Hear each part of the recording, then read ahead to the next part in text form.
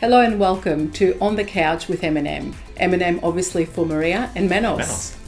This is where we go behind the scenes in real estate business ownership to give you great ideas and tips to help you create fun and profitable businesses so that you can live an extraordinary life. Let's get started.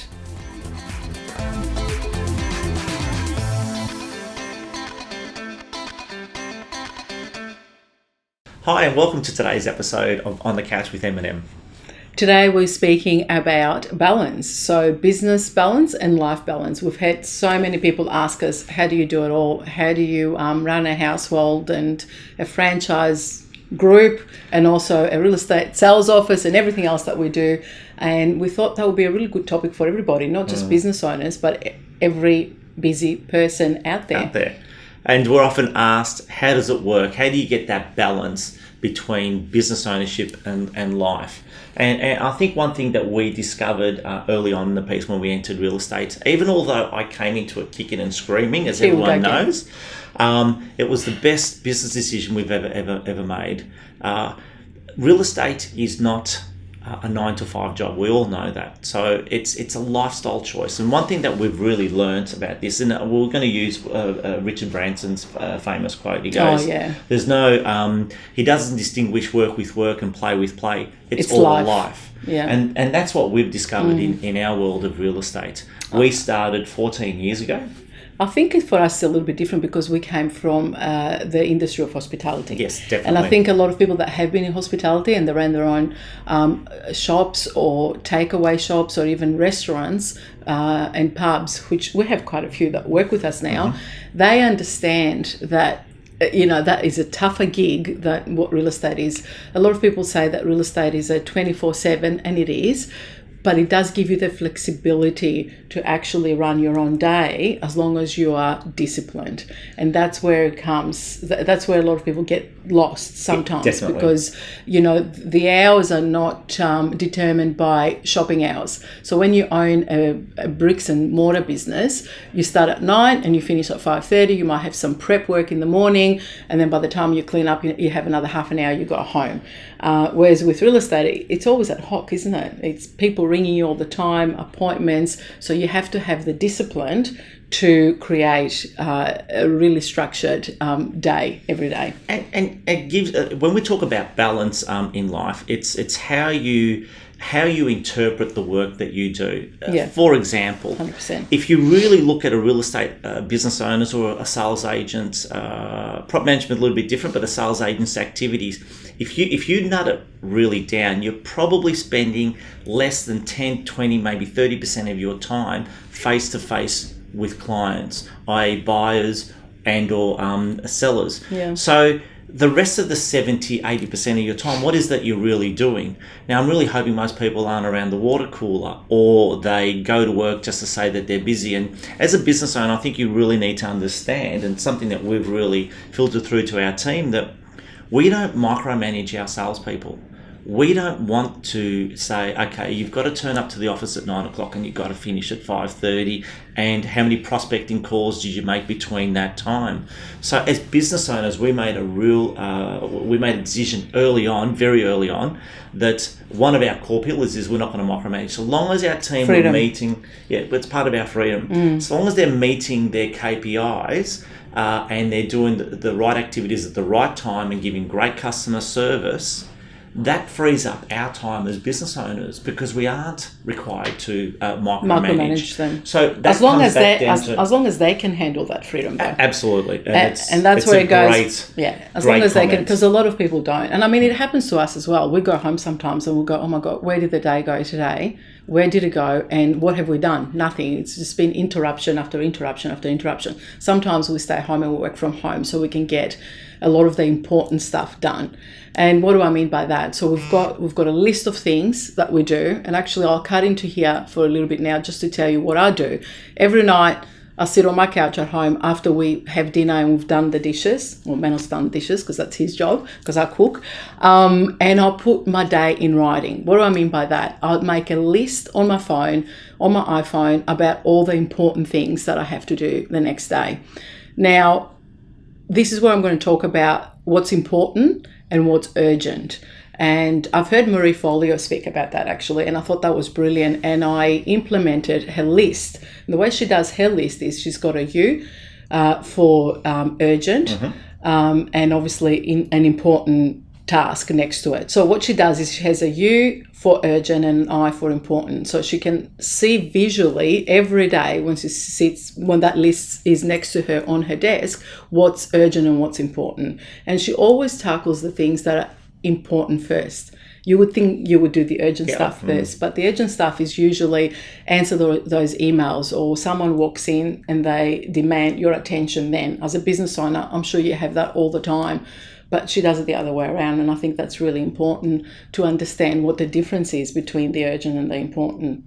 You would agree. Yeah. I totally agree. Yeah. And that's what, so Maria's finishing your day in writing is one of her top skill sets in making sure that you're totally organised for the next day. I can't function the next day if I don't have that list in front of me. Yeah. So that goes back to balance. I live in what I call organised chaos. So there's certain aspects that need to be attended to on a day-to-day basis and on a particular day throughout the week in real estate.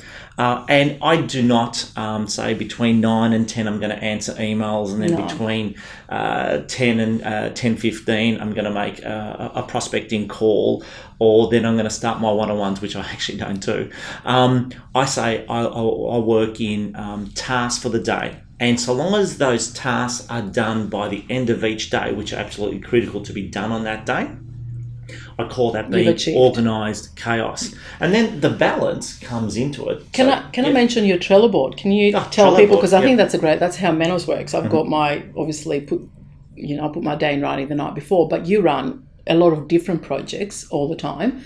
So you use the Trello board. Can you tell people about that? Because I think that's a good communication with a number of team members. So whether you're running a large operation in your business or whether you're running a small EBU and you've got a couple of assistants, using a Trello board. So it's Trello.com. You can go to the app, download it on your phone, and it's on your desktop. Extremely simple. It's a project management tool.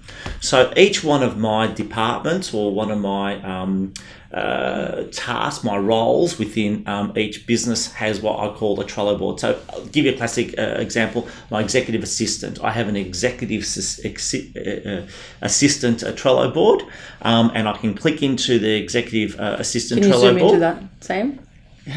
Yep.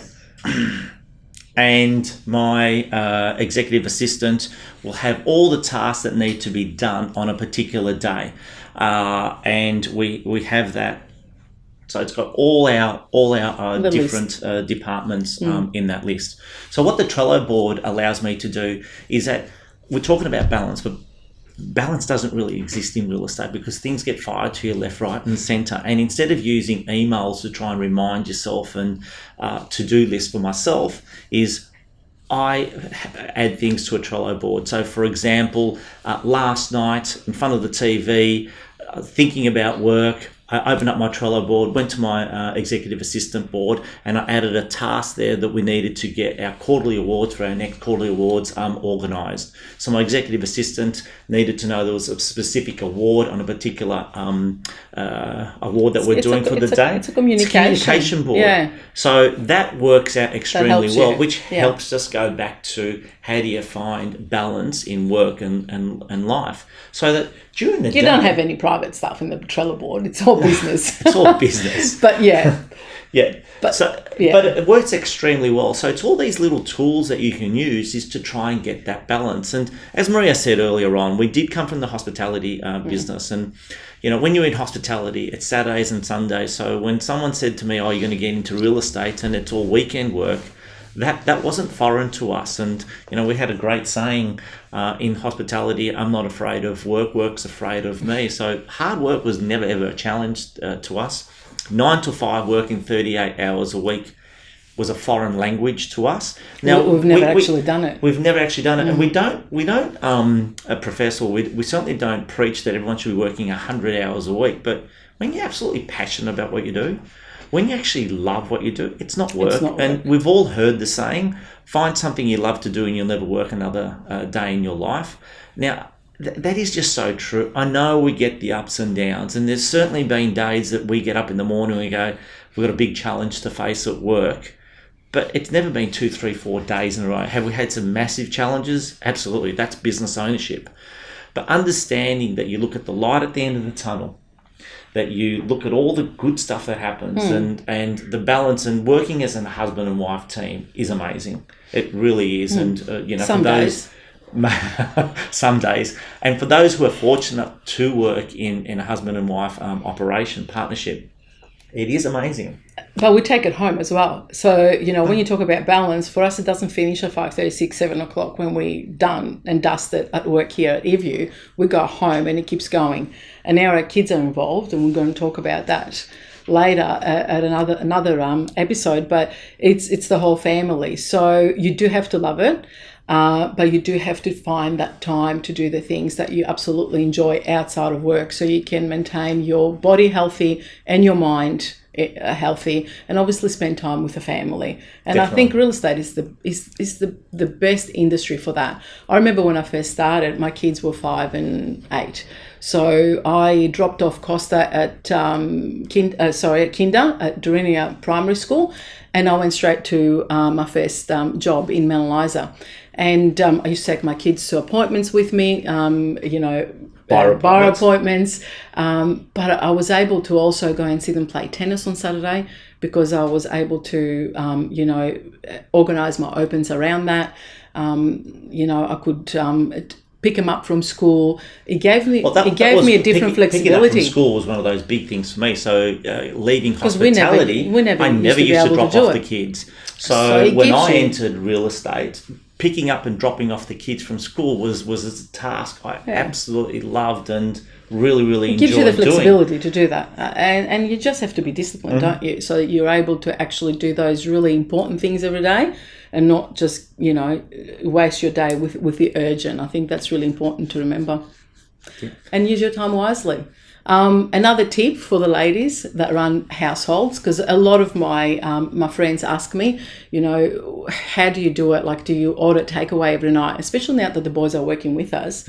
We sometimes go home all together at 6:37, 7:30. So, I've got a 23-year-old and a 20-year-old, and they're big boys.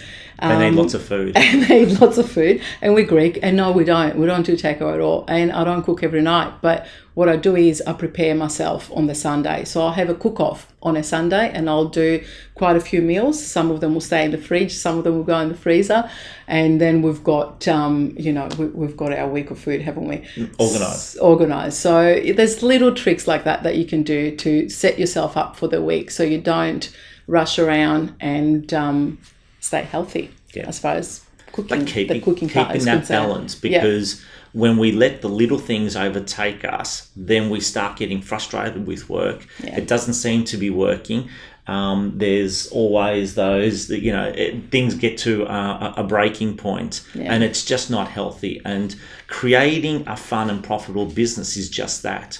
It's making sure that it becomes a lifestyle choice, but you've got total control of it. And if you set it up from the beginning, it is absolutely magic, and we can't be thinking of doing anything differently. We're having a ball. We love it. Yeah. Yes, there's ups and downs, but the positives certainly well outweigh the negatives in our real estate life. So in finishing off this episode, what we would like to welcome you to do is go to our website, our M&M on the Couch website, or Facebook actually. Our Facebook page will be better. And actually ask us any questions at all. This is where we can actually hop online and answer any of your questions. And get involved. Get involved. We would love you to get involved. And if you want us to do a video on something else, something different, a topic that you would really like us to hear from, or if there's a person that you would like us to interview out there, just message us or go on the comments below this episode and let us know. Yeah. Look forward to seeing you. Thank you for watching, and we look forward to seeing you at the next episode. Thank you.